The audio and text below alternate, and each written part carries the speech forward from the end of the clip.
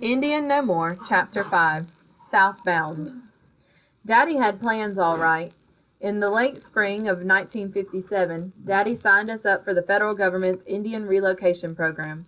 The government promised Indians a better home, furniture, schooling, and a good job. Daddy called it an opportunity and seemed to believe it. Chich called it an eviction. The termination law said we could buy our land if we wanted to stay, but we couldn't afford it. Almost no Grand Ronder could. The government marked up the land prices two to three times what the lots would normally sell for. Everybody on the res said no one should pay that much, even if they could. Some families, who could afford it, put their money together to buy their allotments, or bought cheaper land nearby.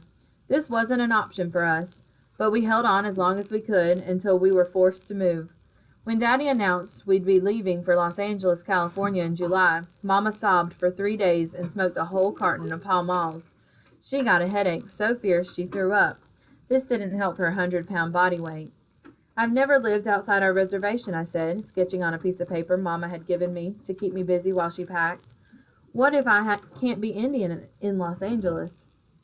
Of course you'll be Indian, Mama said carefully, folding my clothes into a battered suitcase she got from someone at the diner. You'll just be living differently. I scribbled hard, digging my pencil deeper into the paper and causing the lead to break. What will it be like? I asked. It will be like here, only different, Mama said. I slumped over my drawing. Geez, that's no answer. Daddy poked his head through my bedroom door. What's no answer? Mama says living in the city is the same as living here, but different. I rolled my eyes. What kind of answer is that? Hey, watch how you talk to your mama, Daddy said, sitting on my bed. Look at it this way. The city has houses, yards, schools, stores, just like Grand Ronde. They just have more of them, more people. He gave me a hug. But we won't know how it is living there until we get there, right? But what if we don't like living there? I looked at Mama. Can we move back home? Mama glanced at Daddy. Then she continued packing. Daddy smiled. Sure, but first we need to give Los Angeles a chance. When I was traveling in the Navy, and even now being away logging, I saw more jobs in other towns. I know I can get a better job down in California, with more pay, and not be gone from my girls all the time. I couldn't say I really believed him after listening to the other adults in the community. To them, we were about to be cheated just like we always had been by the government. The summer morning we left, a misty fog covered the train station, so thick that the morning sun struggled to peek through. A few family members stood around saying goodbye. Chich spoke in Chinakwawa to Aunt Rosie, her younger sister, and Cousin Harlan's mama. I considered it their secret language. When adults didn't want us kids to know what was going on, they usually spoke it. Chich smoothed away strands of black hair, sprinkled with gray, from her sister's tear-stained face, and then adjusted her straw hat. Aunt Rosie pulled out a handkerchief from her overstuffed pocketbook, wiped her eyes, blew her nose. Meanwhile, Mama busied herself by fussing over Pee-wee and me. Quit fidgeting with your dresses, she said. We need to look our best for the trip. Pee-wee and I wore matching store-bought crinoline dresses, but in different colors. Mine was blue, Pee-wee's was pink. I didn't care much for them. The fabric scratched so bad it was like hornets biting my legs. My black and white saddle shoes blistered my heels, but I was stuck with this outfit instead of the wonderful handmade dresses Chich sewed for us each year. You know you can't trust the government, Cousin Harlan kept saying, smashing a cigarette against the sole of his boot. Remember what the elders have told us. Cousin Harlan and his family weren't coming with us. This would be the first time he didn't follow Daddy. Well, I can't stay here, Daddy replied.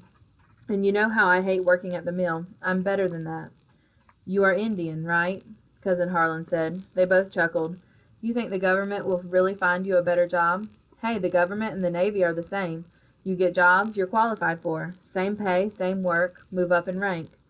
Yeah, go from scrubbing to scraping paint off a ship. I remember. Cousin Harlan grabbed hold of Daddy's shoulder. You better hope those government men keep those promises, or you're going to end up without a canoe to get back home. Then they both chuckled and hugged. The train arrived. The conductor shouted for us to climb aboard. More tears, big hugs. Daddy carried our bigger suitcase and Chich's portable Singer sewing machine on board while Mama toted the medium-sized bag. The long train slowly cut across the land throughout the day and then accelerated into the night. The train's wheels pounded the tracks like beating a log drum. Windows shook like dance rattles. I looked outside. Darkness looked back. Chitch stared out the window too, her hands folded on top of her navy blue clutch bag. I scooted right next to her. Pee-wee leaned in from the other side. Chitch wrapped her arms around us and looked down. You better go to sleep, she said. Morning comes early. I can't sleep, Pee-wee said, yawning. Could you maybe tell us a story? What kind of story? A good story, Pee-wee answered. A good story, huh? Now, stories from Chitch weren't exactly the once upon a time or they lived happily ever after stories. Indian stories spoke truth. Well, that was what Chitch said. Then she began. Before Grand Ronde became a reservation, our people, the Umpqua, lived down south in our plank houses on our farms. We had lived this way for as long as we could remember, but white settlers demanded more land. So in the winter of 1856, the Indian agent came to our people and said they had to move to Grand Ronde, a reservation some 150 miles away. Forced to leave their homes, our ancestors left only with the clothes on their back and what little they could carry. Other tribes from around the area were rounded up too and joined our people on the journey north. But none of those tribes wanted to leave their homes. They walked through mud, rain, and snow, men, women, children, elders. The Indian agent had only had 8 wagons to carry those who couldn't walk, which was not enough. 5 Indians, including children, died because of the harsh conditions, and 1 was murdered. At the end of the journey, Federal soldiers corralled our ancestors and those of more than 30 other tribes to our home in Grand Ronde. None of those people ever got money for all that they left behind: their houses, crops, beads, tools, horses, canoes, and dantalium chairs. My chit shells, dantalium shells.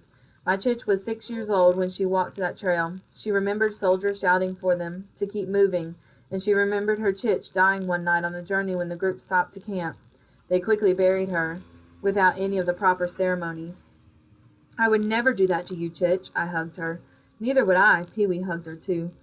Chitch smiled and hugged us back. I know, but children often don't have choices. Pee-wee wiped away a tear. That's a sad story, Chitch. It can be seen as a sad story, Chitch agreed, but it is also a proud story. Many more tribes were removed and brought to Grand Ronde to form our community. The story shows that our people survive, even in the harshest conditions.